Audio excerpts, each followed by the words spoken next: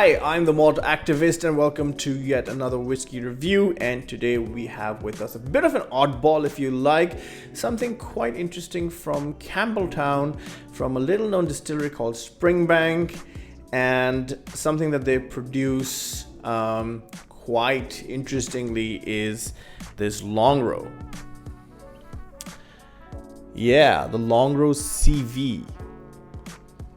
A discontinued bottling of this particular expression. I think it got discontinued in 2014 in favor of Longrow Peated. So the Longrow Peated replaced this particular expression. Now, this, as the name suggests, the Longrow CV, or curriculum vitae, as you would say, is like a CV of this particular range of whiskey. So now this means that I'm going to have to just jump very little into how Springbank operates. Now, Springbank is a great little distillery in Campbeltown, just about 2 hours ferry ride from Isla. And they produce 3 different kinds of spirits using 3 different kinds of formulas and distillations. I'm not going to go into the technicalities of it, but let you know that one of the spirits is called Hazelburn. It's unpeated and quite fruity and floral. Then you have Springbank itself, mildly peated, somewhat oily, still maintaining some of its fruity characteristics. And then you have Longrow, which is a heavier and more oilier expression, not massively peated, but definitely peated way more than you would expect Springbank to be.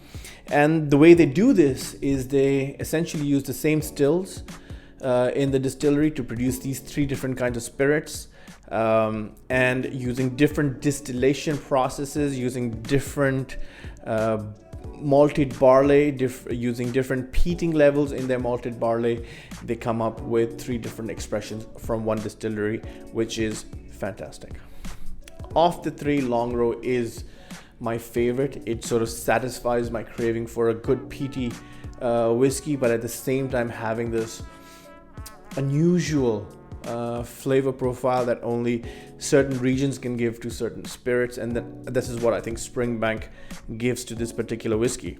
Now, in the Longrow CV, you will find a blend of 3 different types of spirits, and I mean that's the reason it's called CV, because it's to show the range of different whiskeys that are produced under this name.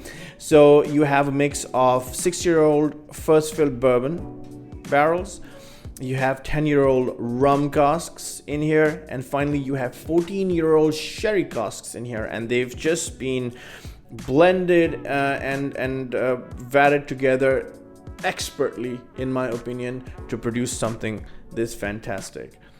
This is my it's not my go-to whiskey because it can't be, and I'm running really low, as you can see. It's one of my favorites. I take it out from time to time for a special occasion, not because it's expensive or anything. I mean, I think that at the time that I got it, it was like 40-50 pounds, so not expensive at all. I got it a long time ago though. I kept it on my shelf for a couple years until I opened it, and then I realized, whoa, what's in this bottle? As you can see, the spirit is nice and golden. I haven't put a lot. Nice natural color, served at 46%. Decent ABV, if you ask me. Yes, that oily, heavy oils, and this diesel. How do I explain this? Diesel peat, if you like. So I've taken the notes down.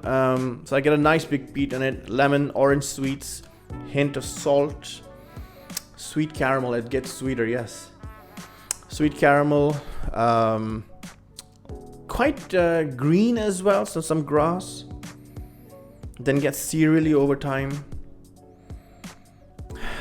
Then a little more chocolatey. It's a very interesting nose. This is not something novice whiskey drinkers would necessarily like, because it's such a departure from, mainstream whiskeys, if you like. Completely in its own flavor profile. Lovely nose, lots of layers, quite complex.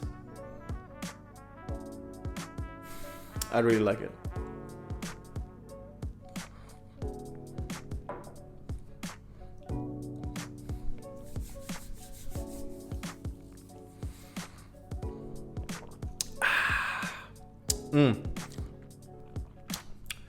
Nice. Medium-bodied mouthfeel. Ooh, big finish. Yeah, big finish. Comes at you a few seconds delayed. Catches you by surprise. Quite oaky, milk chocolate. And husky and cereally and grainy. I keep thinking of rice husks for some reason. Doughy, like brown bread, like toasted brown bread. Toasty on the outside and soft on the inside. I'm getting carried away. This is a lovely whiskey. Unfortunately, it's been discontinued, so you can't find it anymore. There might be some lying around somewhere, one off chance, I think. But so it's definitely not available anymore. And the reason I'm doing a review of it is because if you haven't heard of Longrow, or if you've been thinking about trying a Longrow, please do. They do some fantastic spirits. And Springbank in itself is a lovely distillery. If you ever visit, you'll be truly amazed. It's quite beautiful. And they do a variety of whiskeys, Longrow being this one, and Springbank and Hazelburn being the other. It keeps evolving. Now more caramel and melons. I like this nose. It's very nice. It's a lovely whiskey. It wakes you up in the sense that you come across these flavor profiles that you were like, whoa, I didn't know this could work together, but it does.